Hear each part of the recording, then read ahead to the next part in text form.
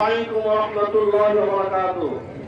সম্মানিত তৌহিদি জনতা, আপনারা আজকে জুম্মার নামাজের পরে বাড়িতে যায় ভাত না খাওয়া করে আপনারা এসেছেন এই কারণে যে আমরা রাসূলকে বেশি ভালোবাসি, ঠিক কিনা বলেন? রাসূল হচ্ছে আমাদের কলিজার টুকরা। নবীর জন্য আমরা জীবন দিতে পারি, কিন্তু ঈমান দিতে পারি না, ঠিক কিনা বলেন? বাংলাদেশে বহু ধর্মের মানুষ রয়েছে, তাদের বিরুদ্ধে আমরা আন্দোলন করি না। গত কয়েকদিন আগে দুর্গা পূজা গেছে হিন্দুদের, আমরা তাদের বিরুদ্ধে আন্দোলন করি নাই। খ্রিস্টানরা বৌদ্ধ ধর্ম পালন করে আন্দোলন করি না, কাদিয়ানীদের বিরুদ্ধে আন্দোলন করি। কি করে আপনারা জানেন? তার রাসূলকে নিয়ে ভক্তনামাজ কিনে কামানি করছে। রাসূল করিম সাল্লাল্লাহু আলাইহি সাল্লাম যে তারা শেষ মানে না, মির্জা গোলাম আহমদ কাদিয়ানী তারা শেষ মানে করে, ঠিক কিনা বলেন?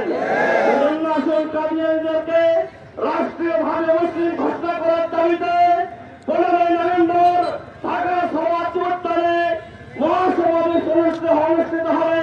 সেখান থেকে যেন কাদিয়ানীদের রাষ্ট্রীয় মুসলিম ঘোষণা করার জন্য আন্দোলন করবো, আমরা সংগ্রাম করবো, জীবন দিব।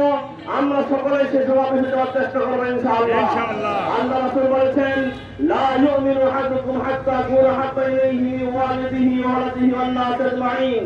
আল্লাহ রাসূল বলেছেন, তোমরা ঈমানদার হতে পারবে না, মুমিন হতে পারবে না, মুসলমান হতে পারবে না যতক্ষণ পর্যন্ত তোমাদের ছেলে সন্তান, তোমাদের ছেলে মেয়ে, আত্মীয়স্বজন, তোমাদের ভাই বোন, তোমাদের পিতা মাতার থেকে বেশি ভালো না বাসবে আমাকে। সেজন্য নবী হচ্ছে আমাদের কলিজার টুকরা।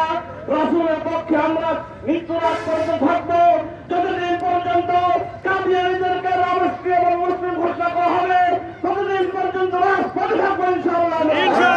বহু সরকার এসেছে, বহু সরকার চলে গেছে, আমাদের দাবি কিন্তু মানে নেওয়া হয় নাই।